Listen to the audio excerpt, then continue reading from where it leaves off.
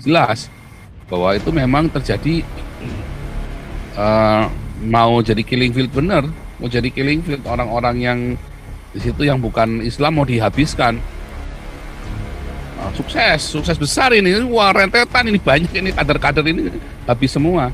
Nah sekarang pertanyaannya, berani nggak Sambo sama Kapolri hancur bareng? Hancur bareng, kalau mau sikat semua. Jadi nanti naik lagi benar-benar bersih yang dipilih. Nah sebenarnya begitu ya. Jadi saya berharap saudara-saudara tidak terpancing dengan skenario pengen tahu siapa sih apa sih drama Korea semua. Percaya saya, bahkan hari ini pun Baradae masih bohong. Itu terlalu bohong ya. Siap jenderal, Fedy Sambo pulang pemerintah langsung jenderal, siap jenderal. Lalu tiba-tiba bikin apa? Itu tuh terlalu apa ya? Terlalu mengada-ngada semua itu. Baradae pun masih bohong dia. Masih bohong. Sampai hari ini pun masih bohong. Percaya saya. Semua itu dari satu cerita ke cerita lain itu cuma dusta semua. Yang kemarin dusta, yang ini juga dusta. Yang jelas Fedy Sambo pasti bersalah. Dengan menghilangkan barang bukti, berarti kan ada sesuatu yang nggak benar. Udah pasti salah ini udah nggak benar. Cuman balik lagi, ini bukan channel gosip. Ya, kalau saya melihat dampaknya dan kita melihat penyebabnya sudah jelas. Ini ada polisi cinta sunnah. Fedy Sambo ini seperti kerbau yang dicucuk ke pembantaian, dicucuk hidungnya bisa nurut ya sama si Fahmi. Di terakhir dibongkar, yang bongkar ya mereka sendiri. Mereka yang bikin skenario, si Fedy Sambo dengan nurutnya ngikutin sampai di penghujung jalan dipikir sudah lolos, dihantam sendiri sama mereka, dibongkar. Ya kan? Dibikin skenario baru, dibeli lagi. Nah, sama yang sekarang pun bukan skenario asli semuanya. Ngeri saudara.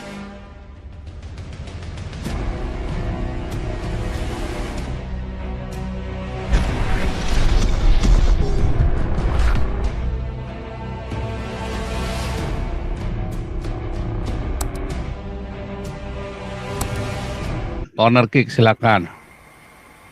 Kalau ada Pak Santi Ahmad langsung. Corner kick, mana corner? Salam Rahayu Pak. Ya Rahayu. Ya. Iya Pak, ini barat kita permainan bola Pak ya. Ini udah menit-menit terakhir, sepertinya udah masuk ke babak sudden death Pak gitu. Jadi saling berusaha menjegal, menjatuhkan Pak ya. Dengan cara yang benar-benar tidak terbayangkan gitu Pak. Iya. Jadi kan ini kan Anies ini kan tinggal 2 bulan Pak ya jatuh. Lalu juga Imam Jumbo juga baru keluar dari penjara nih Pak. Yang ini Pak, yang bikin kita semua ini penasaran Pak ya. Ini kan skenario awal kan dari media Pak ya, infonya ini ada kejadian apa? Kejadian istri jenderal di apa? Oleh ajudannya gitu Pak. Tapi menurut ini berita kita baca, pistol itu kan bukan milik Sambo Pak ya, pistol yang eksekusi katanya milik ajudan yang lain, Brigadir R kalau tidak salah namanya itu Pak. Nah, tapi kita juga kan pengen tahu Pak, ini sebenarnya seperti apa kisah yang lengkapnya gitu Pak ya. Karena tidak mungkin kan Sambo itu memberikan pistolnya kepada anak buahnya gitu.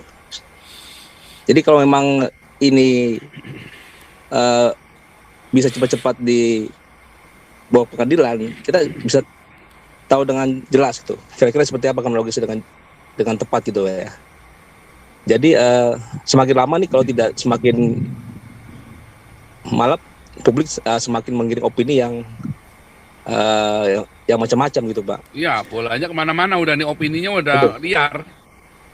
Betul Pak. Jadi di media ini celah-celah kadrun Pak, mereka mengarahnya ke Kapolda lah.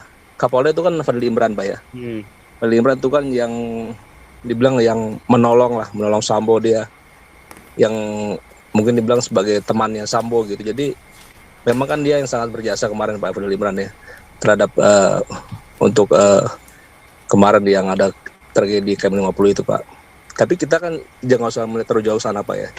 Jadi kita harus jangan sampai ini kemana-mana, jadi di isu ini jadi dipakai kemana-mana untuk menjatuhkan Kapolri gitu Pak. Karena memang dia saya pikir sudah bekerja dengan maksimal, Kapolri Sigit, dan dia sudah bekerja dengan sesuai perintah Presiden. Dia membuka dengan terang benderang seperti itu Pak. Jadi kita harus juga apresiasi kepada polisi, kepada Kapolri. Jadi kita juga jangan sampai kita di media massa banyak yang bikin opini yang tidak gitu Pak. Gitu aja Pak. Ya. Makasih Pak. Ya, kalau saya nggak tertarik sama kasusnya, saya tertarik dengan dampak dari kasus ini soalnya. Kalau kasusnya ini ya polisi yang lebih tahu yang harusnya ya, dan lawyer pun tolol ya. Kalau lawyer ini malah ngembangin kemana-mana nggak jelas, nggak fokus dengan kasusnya.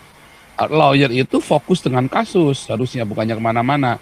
Nah kalau kita di sini saya nggak akan menggiring Anda ke kasus karena nggak menarik. Kita bukan channel gosip ini, tapi saya melihat dari kemarin karena saya benar-benar ngamatin sebenarnya apa sih, mau kemana ini. Nah, jelas hari ini polisi Cinta Sunah kan, nah, jelas bahwa itu memang terjadi mau jadi killing field, bener mau jadi killing field. Orang-orang yang di situ yang bukan Islam mau dihabiskan. Nah, sukses besar ini. Wah, rentetan ini, banyak ini kader-kader ini habis semua. Nah sekarang pertanyaannya, berani nggak Sambo sama Kapolri hancur bareng? Hancur bareng, kalau mau sikat semua. Jadi nanti naik lagi benar-benar bersih yang dipilih.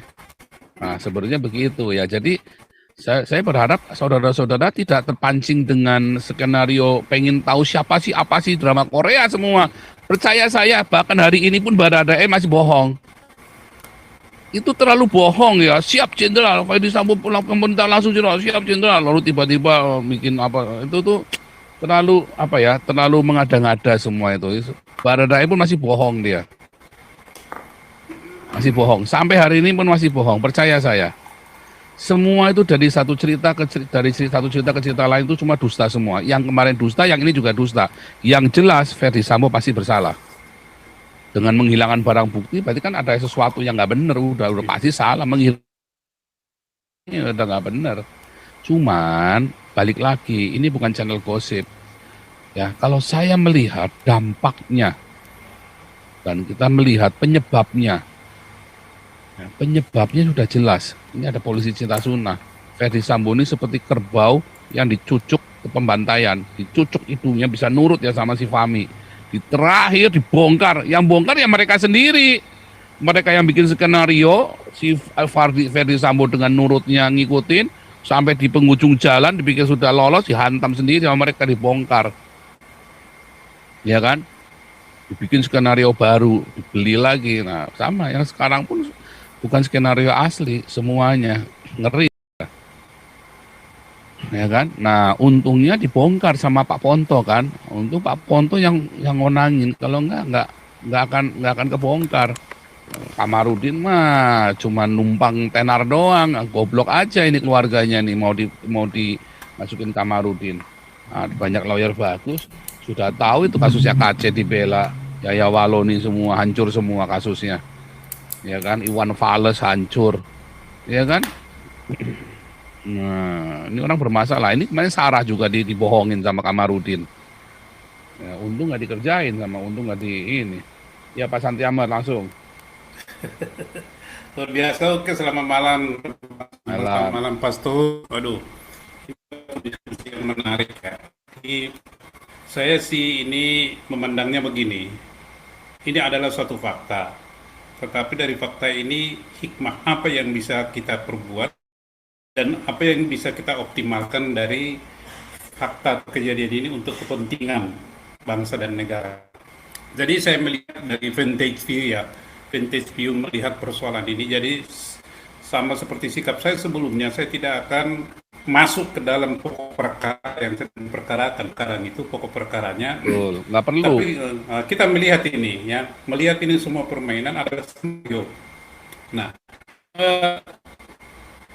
seperti yang selalu kita katakan, ideologi itu tidak pernah mati. Ideologi itu akan tetap hidup selama orang yang ideologi itu hidup. Nah itu. Jadi apakah ideologi komunis dan lain-lain. Nah, negara apa ideologi NII, Negara Islam Indonesia itu tidak pernah mati. Dan dia selalu memanfaatkan atau melihat peluang ketika dia bisa berbuat, dia akan berbuat maksimal. Ya. Jadi adalah apa namanya dalil apa itu takfiri dan apa itu takiyah. Hati-hati. Ya, ini takfir takiyah ini hati-hati. Ketika dia lemah, apapun dibilang sama dia dia lakukan. Tetapi ketika dia kuat, siap-siap leher lepas dari kepala, dari badan. Nah, jadi ideologi ini tidak pernah mati. Nah, pelajaran apa yang bisa kita lihat dari sini? Dan nanti misalnya saya katakan mulai kemarin dan saya yakini, saya sependapat dengan Pak Paul, Pak Sigit, ya Sigit Listio ini, to be or not to be. Ya. Dia tahu persis persoalan di internal Polri. Masa dia bisa dibongkar habis-habisan itu bersihkan. Kalau ikut tersapu aja sekalian. Tapi dia sudah mewariskan suatu landasan pembangunan Polri yang begitu hebat di kemudian hari. Itu yang pertama. Nah, yang kedua, masalah penasihat khusus. Jadi, ini bukan hanya di Polri terjadi. Staf-staf khusus atau apapun namanya itu di semua pejabat sampai ke level bupati pun ada itu. Nah, di sini cara kerja mereka itu hebat. Ya, mereka disusupkan kemana-mana di tingkat menteri, diminta di level gubernur, di level bupati. Coba bisa kita bayangkan, bahkan mungkin di level presiden, apalagi wapres. Mereka menempati posisi-posisi di mana bisa diambil keputusan strategis yang bisa mempengaruhi keluarnya kebijakan yang mempengaruhi negara ini. Ini yang harus kita waspadai. Kenapa dari kelompok kita ini tidak pernah belajar dan mengantisipasi ini? Kesalahan yang paling banyak dilakukan yang mengaku Kristen adalah di sini. Bodoh orang-orang kita Kristen di Indonesia ini. Yang bodoh, individualis, sok pintar, sok hebat, sok apolitik. Jangan kita anti politik, tapi jalankan politik gereja, jalankan politik Kristen, bukan Kristen politik, bukan gereja politik. Pendeta-pendeta hebat, ngangong, tapi apa? Menggiring itu jemaatnya seperti domba yang siap disembelih. Bodoh semuanya dibikin. Didik dong, didik berpolitik, politik negara, jangan negara politik gereja, jangan gereja politik. Politik pendeta, jangan pendeta politik. Sekarang yang banyak pendeta politik. Nah, ini adalah suatu pelajaran yang mahal bagi kita. Maka mari kita lihat. Kalau saya, Pak, Zoom kita ini oke lah. Orang bicara ini itu kalau kita, momentum ini, saya lihat ini momentum yang bagus. Ini adalah saat bagi kita untuk bersuara bongkar semua. Aturan-aturan yang mengatakan staf ahli itu harus dibikin suatu aturan. Tidak boleh staf daripada pejabat publik itu yang partisan atau yang separatis. Harus dibersihkan itu, nggak ada cerita. Harus diseleksi, di screening. Gimana caranya? Harus ada suatu lembaga yang untuk menseleksi ini. Tidak boleh sembarang masuk menjadi lingkaran pertama atau penasehat daripada pejabat publik itu yang anti Pancasila. Berani nggak MPR ini? Saya mau tanya MPR sekarang. Orang MPR-nya Maberti, ya Maberti kan makan berak tidur, bukan di 3 lagi. BPIP Maberti makan berat tidur juga. Ini ya, kita nggak boleh berhenti, hajar terus kalau saya. Whatever taruhannya, whatever the cost is, jalan. Prinsip kita, Pak, kita berjalan di atas konstitusi, kita menjalankan undang-undang, maka menurut peraturan orang yang menjalankan undang-undang tidak bisa ditangkap. Tidak bisa ditangkap di Indonesia ini. Tetapi kalau kita melanggar peraturan perundang-undangan ditangkap, ya memang begitu. Jadi patokan kita adalah apa yang dikatakan Bible. Hendaklah engkau berpegang kepada ketetapan dan peraturan-peraturanku, maka hidupmu akan baik-baik. Di negara ini juga begitu. Kalau peraturannya salah, jangan salahkan orang yang melaksanakan peraturan. Nah, kita terap konstitusional. Jadi usulan kita adalah kepada para penyelenggara negara. Ini, saya berseru dari sini, saya orang rakyat kecil. Hak saya adalah bersuara. Apakah Anda penyelenggara negara tertinggi atau apa, hak saya adalah rakyat. Rakyat adalah punya kedaulatan. Saya berhak. Yang saya pegang adalah amanat konstitusi. Kedaulatan tertinggi ada di rakyat, tapi yang paling tinggi bukan di saya, ada di Tuhan yang Maha Kuasa itu. Ya kan? Saya serukan dari sini, jangan sok-sok membuat staf khusus, staf penasehat dan lain sebagainya, tapi Anda sendiri tidak bisa mengontrolnya, Anda sendiri yang rusak. Itu sama dengan Anda, para penyelenggara negara, memelihara ulat atau virus di sekitar Anda. Ketahuilah, yang akan menderita adalah negara rakyat ini nanti di kemudian hari.